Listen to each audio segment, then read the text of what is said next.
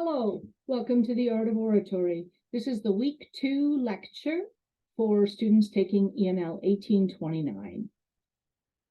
So, I'm Judy Puritt, and last week you should have had some general intros to oratory, how we do hybrid learning at Algonquin. You should have been told, here's your handbook, here's the open resource, some additional readings, how to get to the Prof. Judy Google site, and then you had a few activities that you needed to do. You also have some stuff that is due for class in week 2.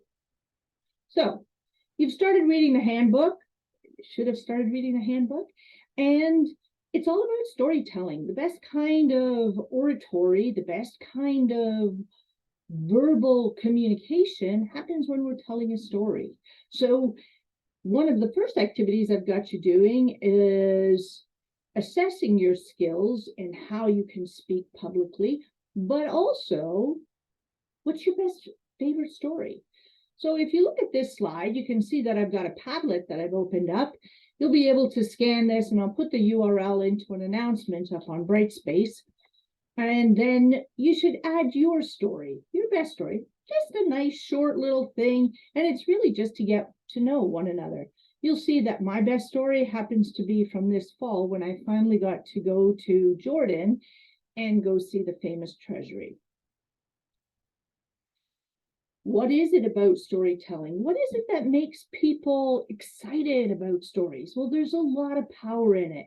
And think about it in the past, like the best stories, you might remember sitting around a fire, camping with some friends, or it might be at special holidays. And there are traditions that are kept by the family and activities that you're all excited about because you can predict it, you know what's going to happen. So it's natural for us to want to watch and listen to others perform. So how do we become stronger performers? Well, you got to decrease your anxiety, increase your confidence, and improve your competence. It's a skill, just like so many other skills. You've got to practice it. You'll have to figure out what your goal is. Do you just want to motivate? Do you want to share an experience? Do you want to inspire somebody? So those are some of your different possibilities. Speaking is considered performance. You know, I made sure I've got a professional shirt on for today's video capture, and I made sure all of the spare sounds out of the computers are turned off for today so that hopefully it's a nice, clear, crisp recording. It's during the daytime, so there's lots of natural light coming in, and I stand up while I'm doing it because I know that my sound is better when I'm standing. In your handbook, you'll have all sorts of information about the public and private persona that you take on and you remove. Who you are in your professional workspace, who you are with your family, who you are with your friends. It all changes around. There's some pretty important discussion and explanation about individuation, and that ties right back to some of Carl Jung's research. And then there's a really famous Canadian sociologist, Erving Goffman, who did some research back in the 1950s, but it's still valid today. And there was a lot of discussion about impression management. We want to regulate and control how others see us. There are rules on the social stage, and probably one of the best places where you'll recognize this is if you are in a queue someplace waiting to get a coffee or a tea, or you're waiting to get on a bus. There are rules, and if somebody butts in or somebody, you know, sort of jumps into the queue, you get upset about that because those are social norms. For your class this week, you're going to have to prepare a few things. You have to go through your speaker qualities page. It's a handout that you were given, and here's an example of one. It's got a few highlights on it. Here's an example of a different one, has a few highlights on it. These were done pretty easy on a computer with just the yellow highlighter. Circle them, do them by hand, however you like. And then you're going to say those 10 things to yourself looking into a mirror. You can hold your phone up. then say it to your phone. I am, and then those 10 items. It's part of confidence building. And then you're going to pick your top 3, and that's going to be your actual speaking activity for our class in week 2. So here are some examples, and there are some posted on the Prof. Judy Google website. There is the general handout. Here's an example of manually circled, and then that student put asterisks beside the 3 top ones.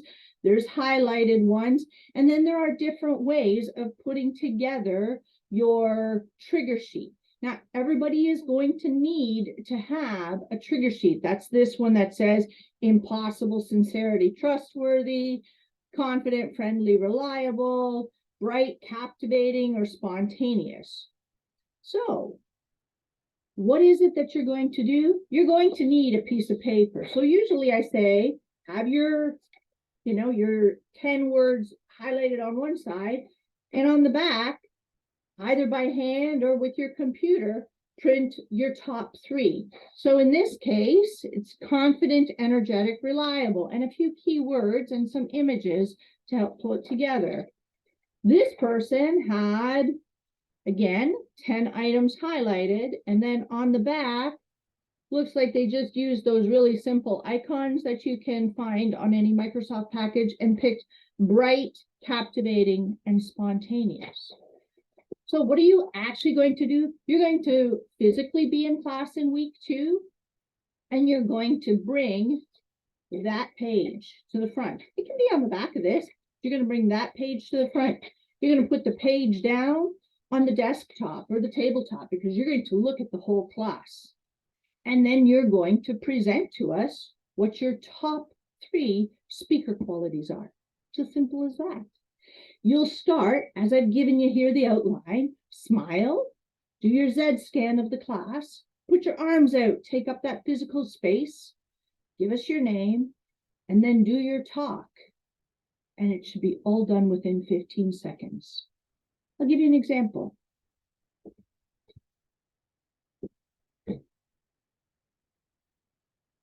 Judy Puritt. There are 3 defining qualities when I think of myself and my public image, and my ability to speak in public. Confident, energetic, and reliable. I'm confident because I know my stuff. You can't trip me up on it. I'm energetic because I love life. I'm enthusiastic. I do my part to involve others. And I'm reliable. I get it done. That's it. That's all you have to do. Super easy. I look forward to seeing you in class in week 2. Bye-bye.